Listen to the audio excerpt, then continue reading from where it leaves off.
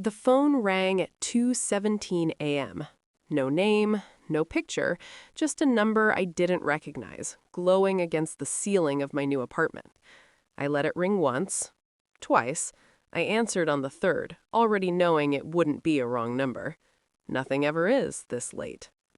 A woman breathed on the other end. Not crying, not calm, controlled, like someone who had rehearsed this moment and still hated it. "Are you her husband?" The city outside my window hummed. Cars, sirens, distance. I didn't answer right away. Silence has weight if you let it sit. "Yes," I said. Another pause, then quieter. "I didn't know about you. Not at first." Something cold slid into place behind my ribs. Weeks earlier, my wife, CEO, immaculate, untouchable, had smiled at me across our marble counter and said, "Go wherever you want." Then softer, sharper, "If you ever leave me, you'll come crawling back to apologize." I'd said 2 words. "We'll see." Now I stood barefoot on unfamiliar floors, phone pressed to my ear, listening to a stranger confirm that nothing I left behind had stayed intact. "Why are you calling me?" I asked. "Because," she said, "she told me you didn't matter anymore." The line went dead. I didn't move. I didn't sit. I just stared at the dark glass of the window and watched my reflection finally catch up to what my mind already knew. I told myself it was a misunderstanding. That's what intelligent people do first. We build rational shelters before the storm hits. My wife had always lived in compartments. Work here, marriage there, emotions filed neatly, like reports. She'd called it balance. I'd called it discipline. But disrespect has a sound. It's subtle. A delayed reply, a meeting that runs late too often, a hand that pulls away half a second too early. After the call, memories rearranged themselves without asking permission. The weekends she traveled, the way she guarded her phone, screen always down, the smile she wore when she thought she'd won an argument before it even started. I remembered the night she told me love was about leverage. She laughed when she said it. I didn't. The woman's voice replayed in my head. Not hysterical, not vengeful, just tired. I opened my laptop. Didn't search for proof. Not yet. First, I needed to understand what kind of lie this was. Affairs come in flavors. Careless, desperate, strategic. My wife only ever did things for one reason: control. I stared at the city map on my screen, tracing the distance between where I stood and where she still ruled. I didn't miss her.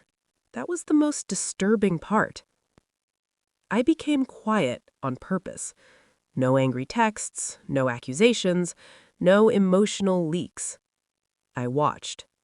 Phone records came first. Shared account. Still hadn't bothered to separate it. Arrogance does that. One number appeared again and again. Short calls, long gaps, then clusters late at night. I cross-referenced travel dates. They matched.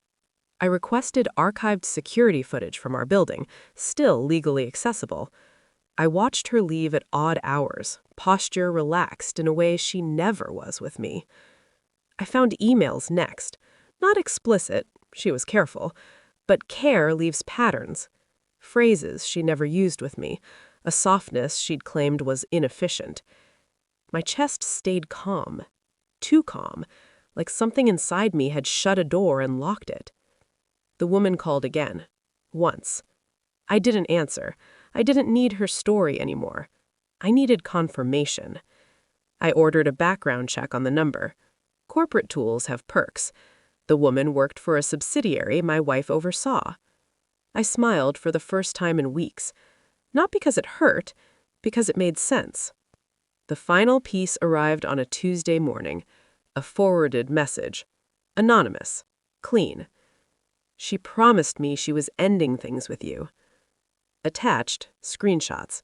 Dates. Words my wife had never said to me. I didn't read them twice. Once was enough. I booked a flight back. Not to reconcile, to conclude.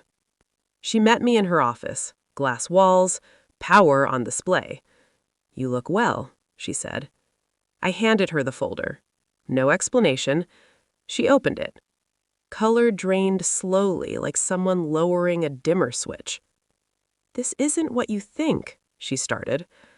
I raised a hand. Not angry. Finished. "I know," I said, "exactly what it is." Her mouth opened, closed. For the first time in our marriage, she had no leverage left. I didn't threaten her. I didn't raise my voice. I slid another document across the desk. Resignation letters, board correspondence, legal timelines. I documented everything, I said. Conflicts of interest, abuse of power. You taught me how. Her hands shook. Just once. "You wouldn't," she whispered. I leaned in, close enough that she could see it in my eyes. I already did. Silence filled the office. Thick. Public. I stood. "As for us," I added, "you were right." She looked up, hopeful, desperate. "You said I'd come crawling back." I smiled. I came back standing. I walked out while she stayed frozen behind glass, finally exposed to the world she thought she controlled. Back in my new city, the nights are quieter. No power games, no marble counters, no threats disguised as love. I don't replay her face anymore. I don't wonder if she misses me. That version of me, the one who needed fairness or closure or an apology, didn't survive the truth. And that's fine. Some betrayals don't break you, they clarify you. I deleted her number last. Then I turned off the phone. And for the first time, I slept without dreaming of someone else's control.